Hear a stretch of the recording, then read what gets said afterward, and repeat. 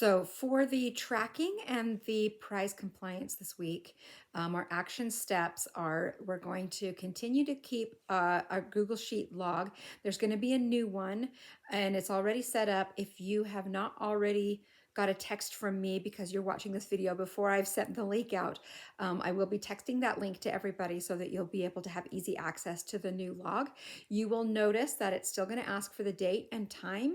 It's going to still ask for your hunger rating before, right after, and 10 to 15 minutes after. I left those on because I want us to continue practicing that rating and dialing in that 0 to 5.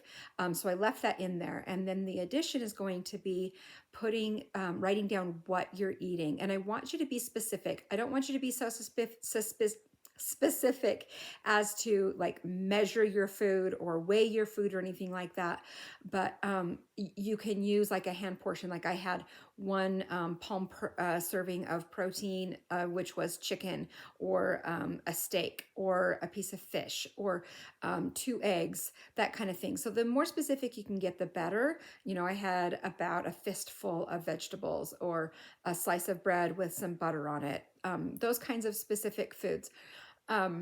So you're going to write that down in your log. And now for the prize eligibility, you need to have a serving of protein with every eating opportunity.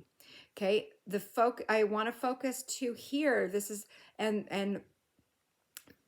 partly going to try to pull us into a focus on eating meals and not snacks. So we kind of need to get out of the habit of perpetual snacking. Like you get a 0 and so you have a few bites of something and then you wait for the next 0 and you have a protein bar or a few grapes as you're running out the door.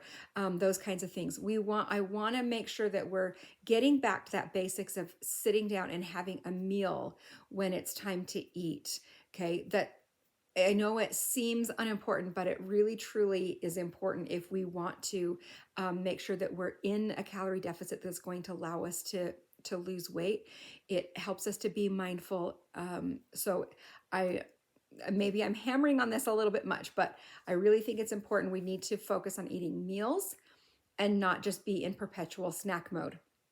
And another reason for leaving the hunger ratings in there is I want you to be able to see a pattern in your hunger ratings based on food choices. So for example, if I'm sitting down and having a piece of chicken and some vegetables and a whole grain of some sort, and I'm at a 0, and when I stop eating, I'm at a 5, and then 10 to 15 minutes later, I'm at a 5 or a 6, okay? That's great.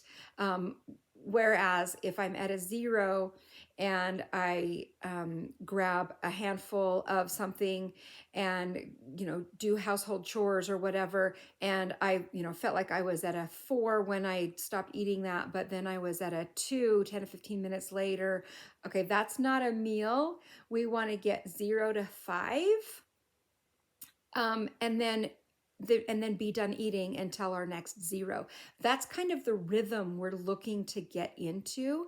So the action steps this week: keep the log, write a specific log of the things that you ate and keep those hunger ratings.